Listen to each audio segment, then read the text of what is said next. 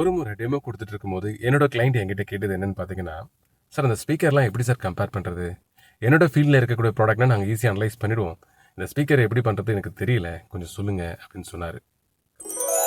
முதல்ல நீங்கள் என்ன பண்ணணும்னா, ஒரு 4-5 ஹோம் தியேட்டர் கம்பெனிலேருந்து கொட்டேஷன்ஸ் வாங்கிக்கோங்க.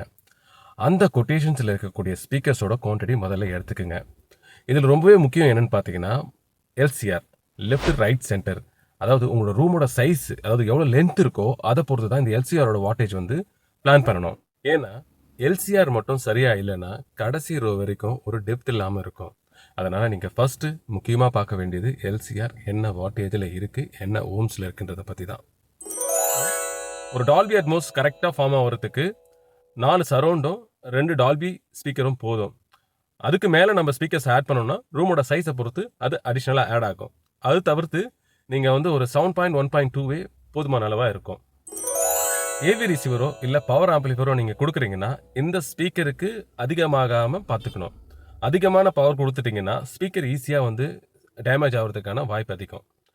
ஸ்பீக்கர்லாம் பார்த்தீங்கன்னா என்ன மெட்டீரியலில் பண்ணியிருக்காங்கன்றதையும் நம்ம கண்டிப்பாக பார்க்கணும். இது எல்லாமே நீங்கள் வந்து ஆன்லைனில் சர்ச் பண்ணிங்கன்னா உங்களுக்கு ஒவ்வொரு ப்ராடக்டோடைய டீட்டெயில்டான இன்ஃபர்மேஷன்ஸ் நமக்கு கிடைக்கும். எந்த ஒரு செயலாக இருந்தாலும் அது படித்தது மட்டும் இல்லாமல் அதோட அனுபவத்தையும் சேர்த்து நம்ம பண்ணும்போது அதோட அவுட்புட் வந்து பார்த்திங்கன்னா ரெட்டிப்பாக இருக்கும்.